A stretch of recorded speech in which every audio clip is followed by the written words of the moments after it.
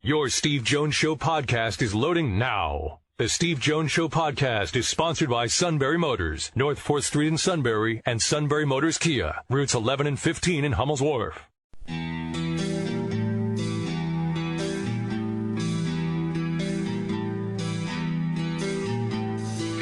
Sports talk where your voice counts. This is the Steve Jones Show on News Radio 1070 WKOK. Now from the Sunbury Motors studio, here's Steve Jones. Sunbury Motors, 4th Street in Sunbury. Sunbury Motors Kia, routes 11 and 15 in beautiful downtown Hummel's Wharf. As we mentioned earlier, Penn State is closing classes in a half an hour, and all faculty and staff are being released at 5 today, and there will be no classes tomorrow. And if you are considered to be non-essential personnel, which unfortunately for the vast majority of you are, you don't have to go to work tomorrow. And the Lady Line basketball game at Michigan State, which was scheduled for tomorrow, has been postponed until February 27th. Now, Michigan State and the Lady Lions both had a bye week that week, so that created the opening, allows them to do that. So there you go. Time now for our play-by-play call of the day. T with a left-hand dribble. Has it on the left wing. Feeds out top. Jay Huff defended by Walker. Passes to Jerome. Jerome takes it into the lane. Lost it for a moment. Feeds out. Kyle Guy splashes through the three from the right side with the nerve of a cat burglar. Well, Virginia, which has had a great year. NC State's had a great year. Obviously, I saw them play firsthand. Went to overtime last night. Virginia finally won it. That is our play-by-play call of the day. And Kyle Guy's had a really good season. He has really given them that consistent outside presence that can make such a big difference. All right, classes, activities canceled tomorrow. But to my knowledge, the basketball game is not affected tomorrow, especially if Purdue gets here tonight. Purdue gets here tonight, they're going to play the game. And I don't know what Purdue's travel schedule happens to be, but if they're here, they're playing. Especially if the Jordan Center is not available on Friday because of wrestling. Penn State's going to wrestle Michigan. And I think everyone thinks that the Penn State wrestling matchup against Michigan is their toughest regular season matchup. I think that would be fair. So this is going to be a great test. It's interesting. A good friend of mine was talking to me today. He says it's interesting how when you achieve success, Penn State gets into a little bit of a tight one with Wisconsin. They got into a little bit of a tight one. Was it with, I think, Indiana? A little bit, not much. Well, what's wrong? What's going on? What's the problem? Because they're not winning every bout. Like, okay. It's an interesting spot to be in when you're so good. And, well, what do you mean you lost a bout? But I was thrilled for Devin Schnupp because 125-pounder, he got his first Big Ten win. That will do a world of wonders for him. Confidence-wise, I think that's terrific. So they've got that matchup coming up with Michigan on Friday night at 7 o'clock. Yeah, that would have been great to see Roman Bravo Young take on Steven Micic, the current number one at 34. And I believe, and I'd read this after the fact, I didn't get a chance to catch the live broadcast last Friday night with Jeff at Purdue. He had mentioned, or they'd mentioned during the post game, Casey Cunningham, I think, either Casey or Cody said something during the post game last week with Ironhead, that possibility that Roman could be out upwards of 3-4 weeks. Right. So that's fine. Yeah, then he'll be ready for Big Tens and the rest of the way. Like the bottom line is, all these regular season dual meets are terrific, but each one's a step to get you where you eventually want to go. You want to qualify all 10 going through the Big Ten tournament process. You don't qualify anybody in the regular season. Okay? You just don't. It may get you if something goes wrong, it may help you get a wild card. Okay, but you can win your way to the NCAA championships. In the end, that's all that matters. Rankings, regular season dual meets. Yeah, I mean, the rankings help you in the area of seeding and road to the title. There's no question. No matter what, you still have to go out and wrestle somebody that is really good.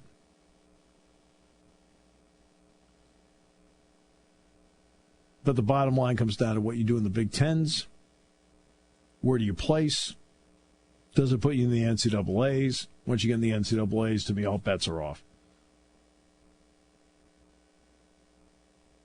Oh, by the way, another quick wrestling note. Bucknell will have their second and final duel in Soika Pavilion on Friday night. Actually be the same time as the Penn State-Michigan duel. Bucknell will take on North Carolina on Friday night. Okay, good. Mm-hmm. That's good. Bucknell.edu/box office. I'll have ticket info on there for you. So if you're not going to Penn State to see that, take your pick. Then go to Bucknell. That'll be great. And of course, Penn State wrestled at Bucknell this year. They sold it out. Yep, third biggest crowd in Soika Pavilion history. Mm-hmm. Oh, speaking of Soika, Bucknell Navy hoops tonight. I have that for you over on Eagle 107 starting at 6:30. Keep that stranglehold up on top of the Patriot League standings. That's in Soika? Mm-hmm. Well, Ed DeChellis, welcome home.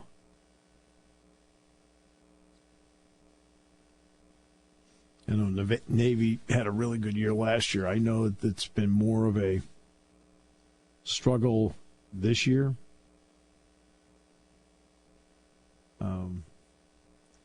But Ed is, I go back 35-plus years with Ed. He's one of my favorite people.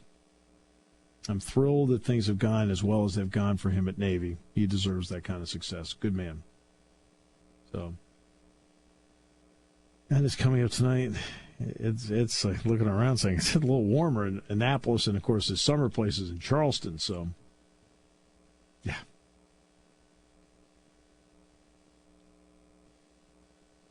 For some reason, this always stuck in my mind. I was leaving a Penn State basketball game years ago when Ed was still coaching. Got in the car, was getting on I-99, and was listening to you and Ed in the post game. And I can't remember if you had said it or Ed. I think Ed had said, he goes, "See you at Mass." Yeah, I think it was Ed. Ed said that. Ed said that. I'll see you at Mass. Yeah, it's true. Now I go over to Mass and I see Chambers. Must have been an early it was an early Saturday game, I think.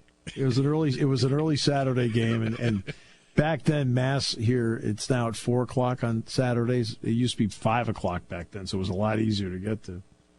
And yeah, he said, "I'll see you at Mass." It's true. I did see him at Mass that night.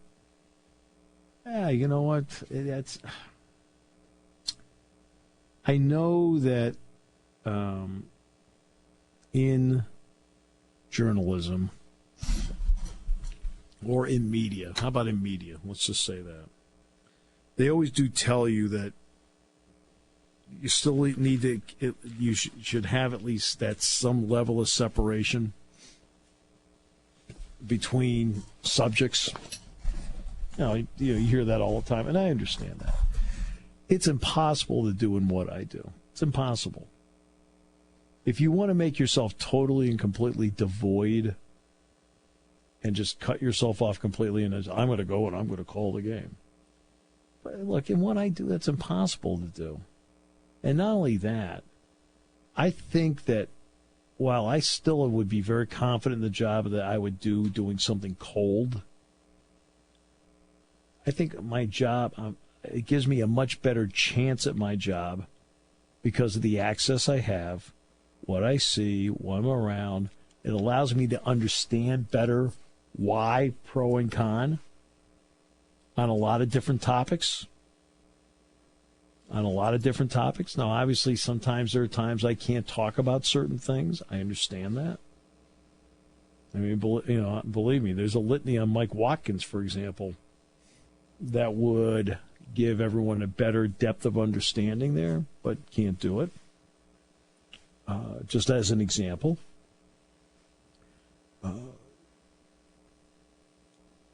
When the transfers came up, I think I was pretty direct and honest about every single guy as to where they stood on the depth chart, why I thought they left, what signals were sent to them along the way in playing time and starts with targeting calls on other players, and suddenly the door for another player didn't open up, it actually for somebody else instead of them. That's, so it's allowed me to say why certain guys did certain things because I know it. And I don't have to guess or speculate at it. And then when it comes to the relationship with the coaches, do I freely admit that, after being around them 8 years, do I consider Patrick Chambers a friend? Yeah. Do I consider James Franklin a friend? Yeah. Okay, does that cross every line? Yeah. But it allows me to do a better job, I think, because of the access I have. That way, I've got a better handle and a better feel for why and why not.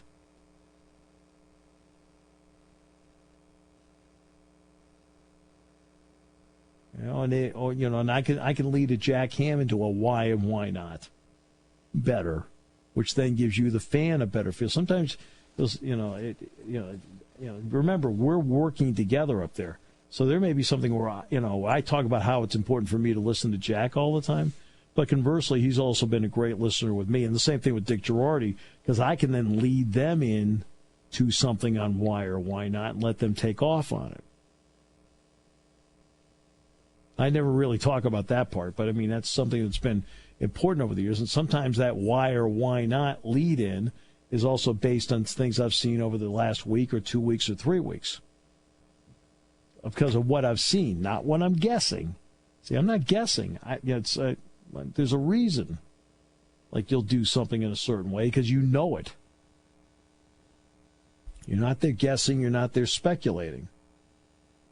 And so, does it blur? And I think when you do these jobs, I expect Don Fisher of Indiana to have a bigger insight on Indiana football, basketball than anybody else because he's around it every day.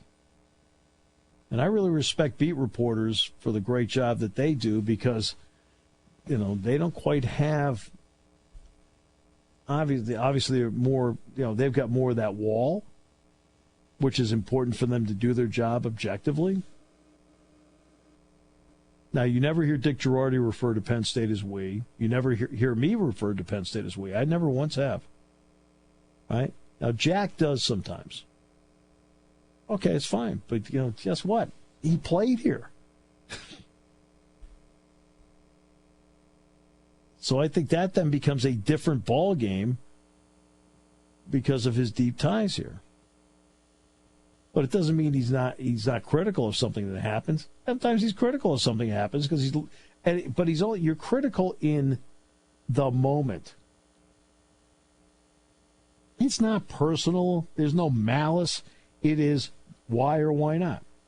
I'll give an example of. I was talking earlier in the week about Jamari Wheeler. I said, look, Jamari's not a good shooter. Now, is that a criticism? You can take it that way.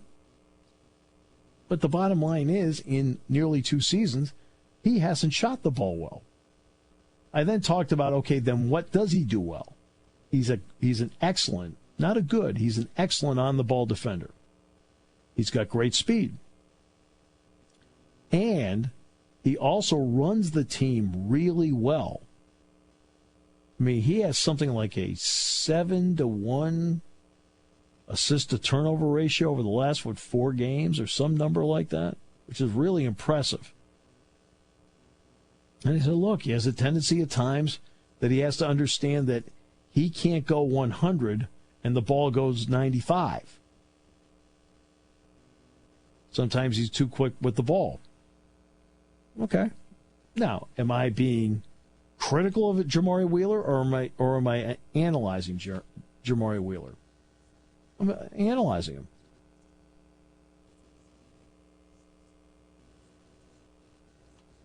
You know, and we do that with players all the time. You're never critical of anything. No, I can properly analyze what's going on. I can see what's going on. I can tell you pro and con. And have. For a long time. You know, I'm going to get asked a lot of questions about Tommy Stevens in the offseason. I'm going to get asked a lot of questions about Sean Clifford in the offseason. And I've talked about, for example, with Clifford, where I give him a lot of credit, is that he has really now adapted to how this offense is run. That was not his bag when he came in here. Throws a great ball. And for Tommy Stevens, staying injury-free is going to be important because I think he runs the RPO part of it with the ball faking and so forth. I thought of the three quarterbacks, he's a little more crisp at running it. But Trace brings with him so many incredible intangibles that it made a tremendous difference in how Penn State functioned.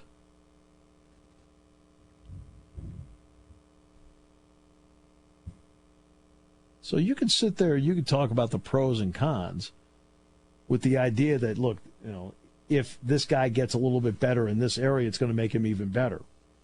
We talked last year about Lamar Stevens. Look, if he can hit the three-point shot with some consistency, now he becomes a 25-foot guard. Now he becomes extremely dangerous. Well, that's one of the areas he struggled this year. Until he got to the Minnesota game, then he knocked down 3 straight three-pointers. Then he had one against Rutgers. But, yeah, there is that line. But I think in the jobs that we do, Dick Girardi, Jack Ham, myself, Jeff, what he does with Penn State Wrestling, Jeff Byers, right? You're around them all the time. When you're around them all the time, it gives you a different feel, a different perspective, and yes, it does blur that line. Okay. We will come back with more in a moment as we continue on News Radio 1070 WKOK, brought to you by Sunbury Motors.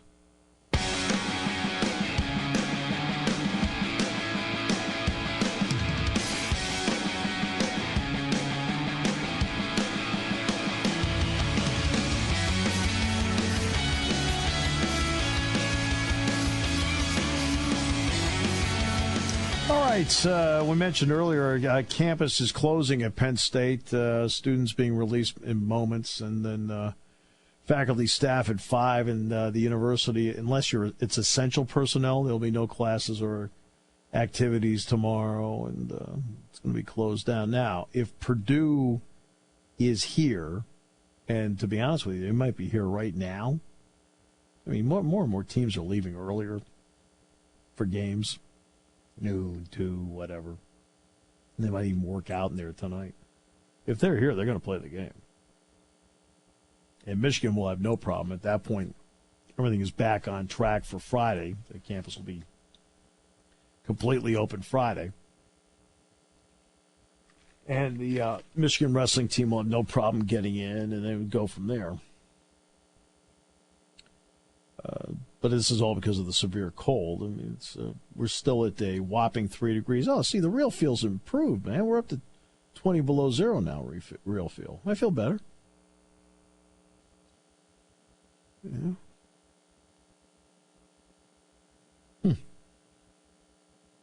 About that. I mean, is this the coldest I've ever been around? No, I've had colder. I think all of us have. Along the way, just, it was a long time ago. It's like 3 degrees now here. I mean, I was in Minneapolis 10 days ago, and it was below zero then. You're talking about Mass. On Saturday before the game, I walked to Mass, and it was 2 below zero, and the wind chill was about 20 below. And that was 10, 11 days ago. I mean, I lived to talk about it.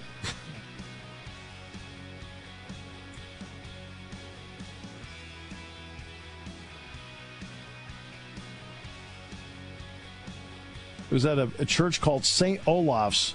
You probably never knew there was a St. Olaf. People who watch the Golden Girls, Betty White, yeah, St. Olaf. St. Olaf, there you go. Yeah. Oh, then I went to Betty's church then. There you go.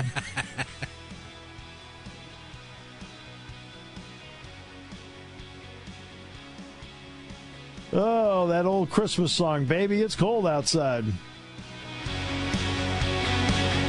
When it comes to car buying, there's the other guy's way, and then there's the SMC way. The other guys force you into a vehicle you really don't want. The Sunbury Motors way lets you take the time you need to browse, ask questions, and take the test drive and think on it. For over 100 years, the Mertz family and all their employees have made your experience the most pleasant one you'll ever have. The other guys won't offer you the best price for your trade, no matter how much they say they will. The SMC way is their promise to provide you with the most money the market shows your vehicle is worth. The SMC way is to offer you all applicable factory rebates on new vehicles and generous discounts. Looking for a pre-owned vehicle? The SMC way checks each vehicle in a 200-mile radius to determine the lowest price, then beat it. It's the lowest price promise, just part of the SMC way. The choice is up to you, the other guy's way or the SMC way. The SMC way wins every time. Sunbury Motors Company in the North 4th Street Auto Plaza, Sunbury, and at sunburymotors.com. Selling more cars and satisfying more customers for over 100 years. Taking your calls at 800-795-9565. This is the Steve Jones Show on News Radio 1070 WKOK. Now from the Sunbury Motors Studio, here's Steve Jones. Great to have you with us on the show. Today's show brought to you by Sunbury Motors, 4th Street in Sunbury. Sunbury Motors Kia, routes 11 and 15 in beautiful downtown Hummel's Wharf.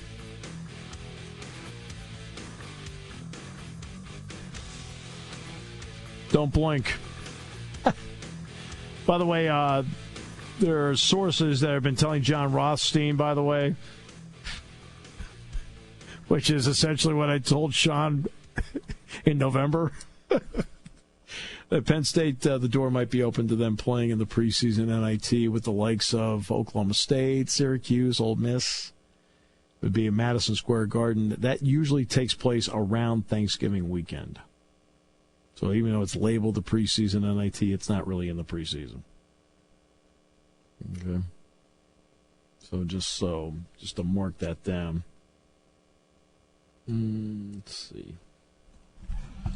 You have a calendar, right? Let me look at this.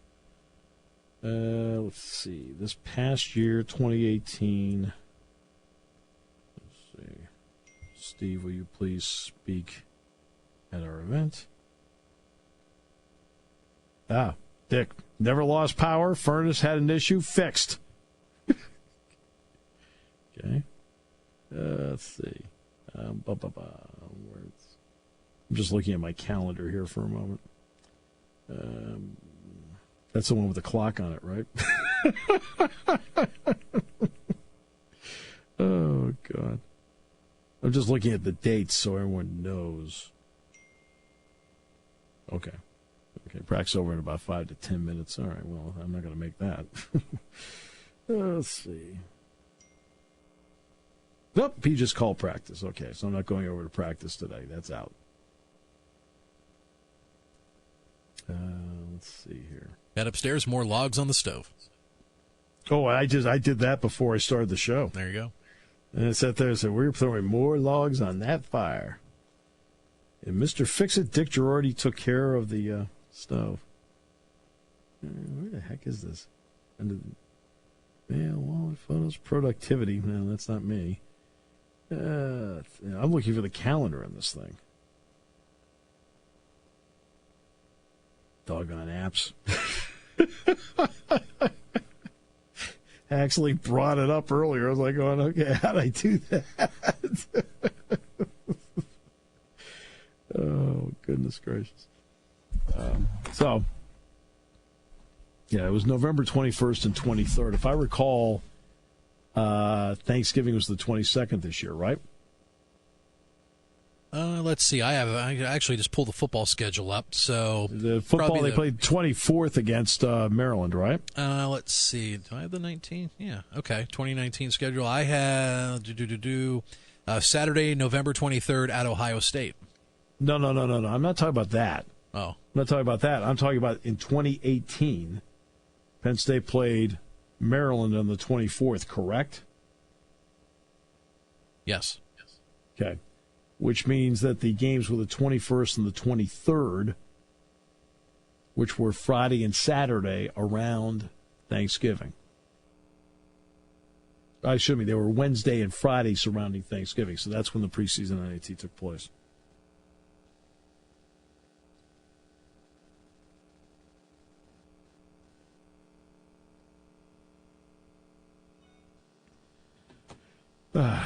So just to give you an idea, so in other words, just because it's called that doesn't mean it's the first week game of the season. So if that does come to fruition, which John Rothstein is reporting as a possibility, okay, then, think about that. It could be that week of Ohio State, or it could be the 27th and 29th, followed by a home game with Rutgers. Is it home or away at Rutgers? It must be away at Rutgers, right? No, it's home. It's home with Rutgers, right? Yes, on Saturday, November 30th. Yeah. Yes. Well, that just fit into somebody's calendar very well. All right, guys. That's the amazing thing about this season.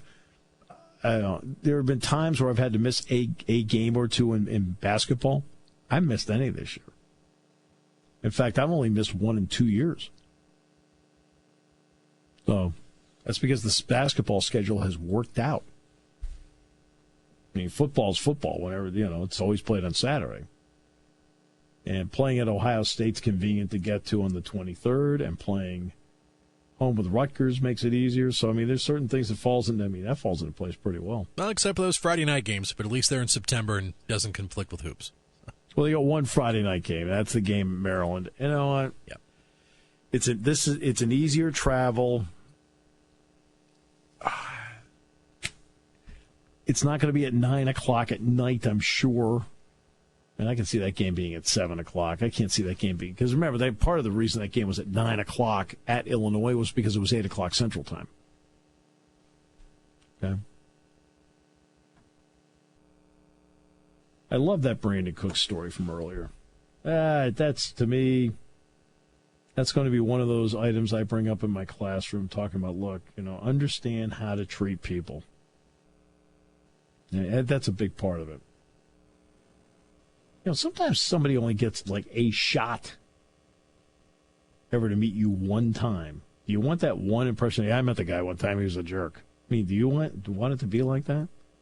Or like, I met the guy one time, she said all he wanted to do was put out fires. I just think I couldn't talk to him. No? Wrong guy? Wrong guy. That's our guy. Is he still playing Candy Crush in the office? I haven't seen him in a couple hours. Exactly. You went home 2 hours ago. Don't tell me. See, I asked you earlier if he was still in the building. You said yes. Now you found out he left 2 hours ago. I was just double-checking if he still had a game tonight. Yeah, that's because I was concerned, Shikellamy supposed to play Central Mountain tonight. Keystone Central called off school last night for today. So that was the first thing I said. I wonder if they're going to come down I-80 to 15 to Sunbury, if they're going to play tonight. Yeah.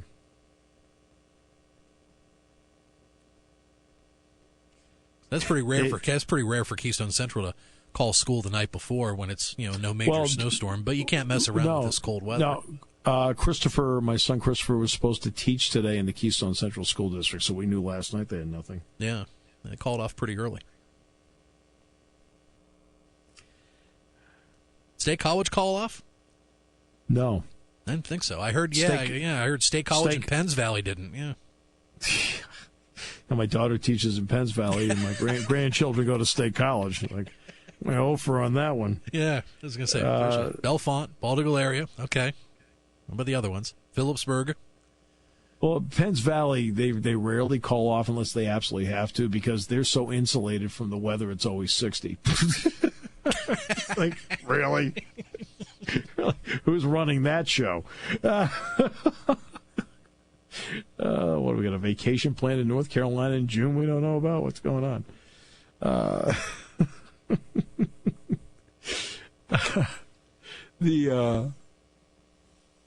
But I believe tomorrow, with campus closed tomorrow, essentially, the campus isn't closed. Essential personnel only. State College will follow suit, and they'll be out. Penns Valley will be a roll of the dice. Oh, they're built for the cold over there on Route 45. Not really. They're like everybody else. It's not International Falls, Minnesota, but it's not that bad. It's not that bad. It's a different state of mind over there in Spring Mills. Yeah, because they've got it. Management has plans to be in North Carolina in June on vacation doing something. All right, let's get to the TV station employee who put out the graphic that labeled Tom Brady as a known cheater has been fired. Roger Goodell, you heard the remarks at the beginning of the show today about the no call in the Rams-Saints game. But again, I go back to it's more than just that. It's an easy call. It is not a difficult call. But I do not want replay expanded to look at pass interference. Because guess what? If you and I are sitting there watching the game on Sunday in slow motion on no-call plays, you're going to see clutch grab by both people. The ball's in the air. Clutch grab, clutch grab, clutch grab. Well, guess what? You're not supposed to touch. You're not supposed to touch the receiver beyond 5 yards anyway. So why 25 yards, 30 yards down are you grabbing his shirt? Why are you grabbing the jersey? Why is he grabbing your jersey back? I don't want that.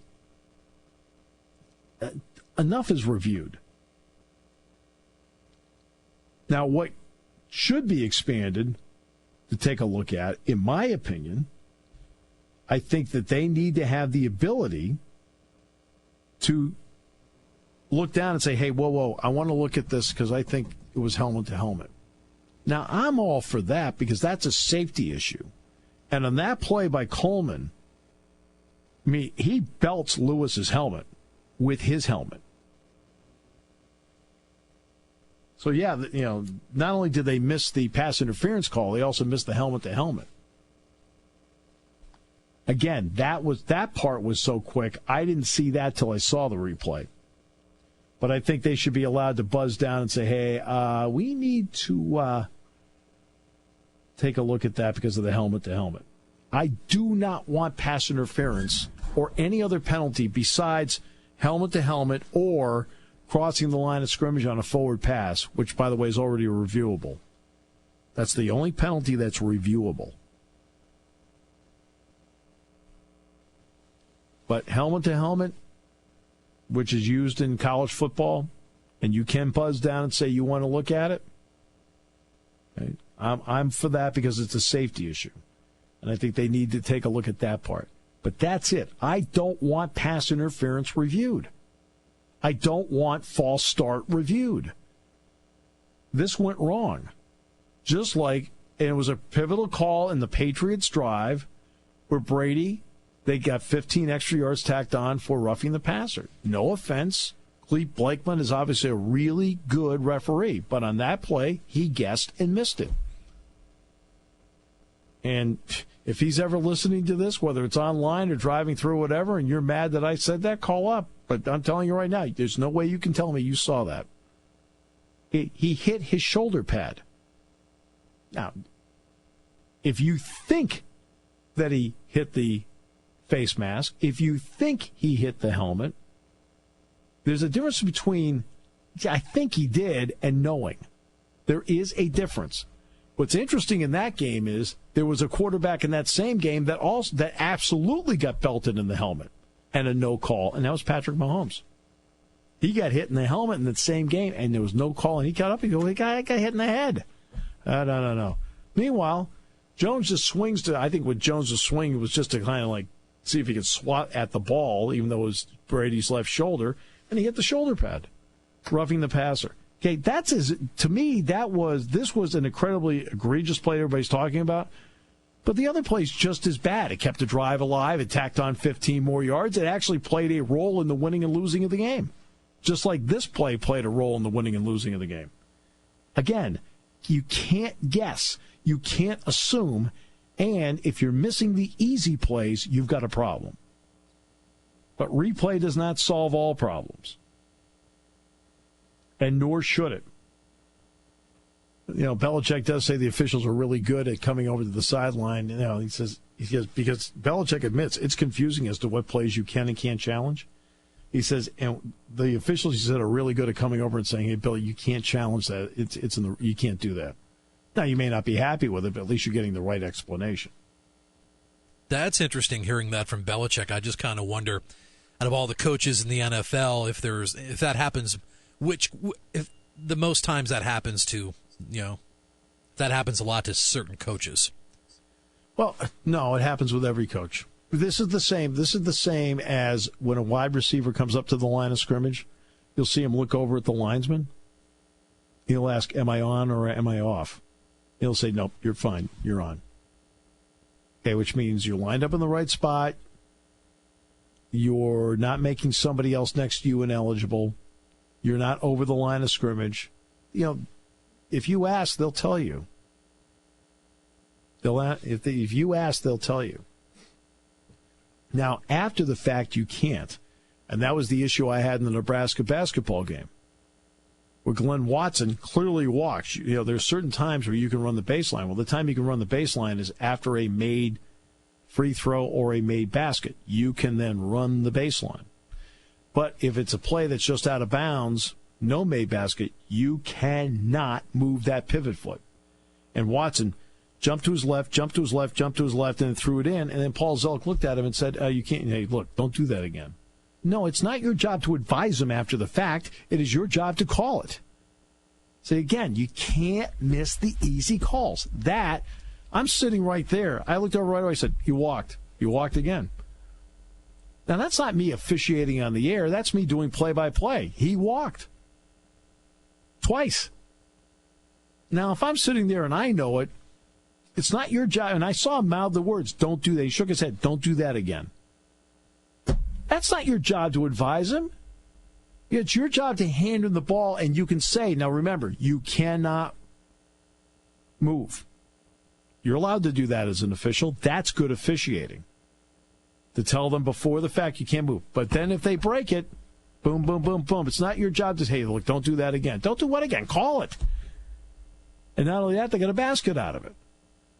Shouldn't have had the ball. And again, that is an easy call. That was not a difficult call. That was an easy call. You miss the easy calls, I've got a big problem with it. Now, the last two games, Minnesota game for Penn State, I thought the officiating was really good. Game with Rutgers, I thought the officiating was really good. They did it on the play where Rozier Bolton gets the ball and the shot clock goes off. It turned out that the ball grazed the rim. The officials made absolutely the right call.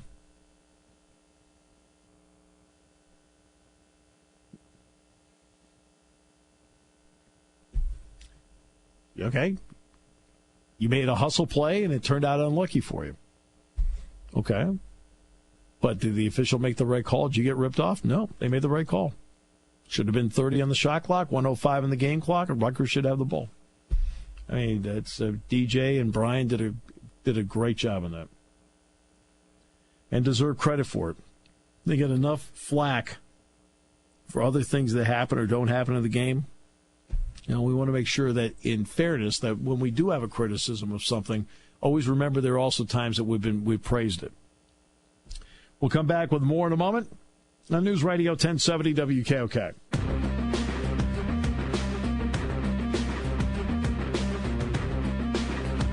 All right, the polar vortex, we're at 3 degrees here, 20 below wind chill. Major League Baseball's having a good time with this. The Cubs put out a shot of snow-covered Wrigley Field with the scoreboard in the background, and they referred to it as Chiberia. The Indians, if we get 1 million retweets, we'll lick the foul pole. No, we're not warm yet. Yes, we will do it. Fortunately for them, they're not at 1 million. The Reds put out a picture of Great America Ballpark, snow-covered. Can you believe that a member of our staff walked all the way to the top of the riverboat deck in minus 20-degree wind chill to take a picture and give the fans a view of the ballpark during the polar vortex? That person must really care. The Pirates put out a video of the Pirate Parrot walking up the dugout steps on the third base side with a bat, looking out and seeing nothing but snow and ice, and then throwing the bat down.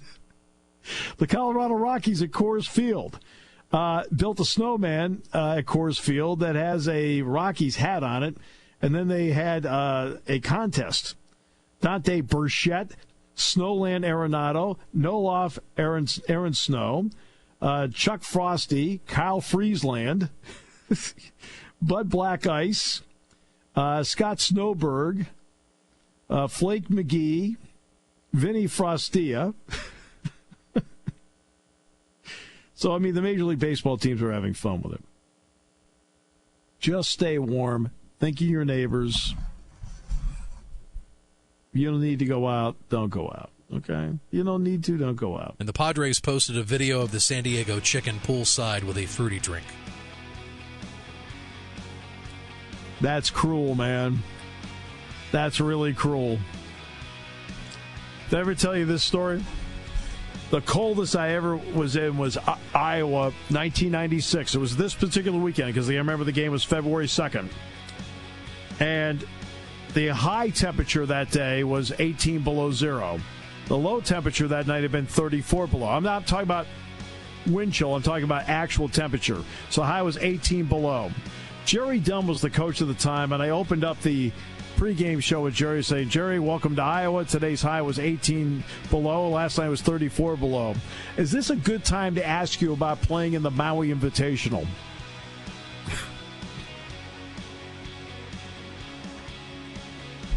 Never did get that invite. Today's show brought to you by Sunbury Motors. Your station for news, weather, business, and CBS Sports Radio. News Radio 1070 WKOK Sunbury and on WKOK.com.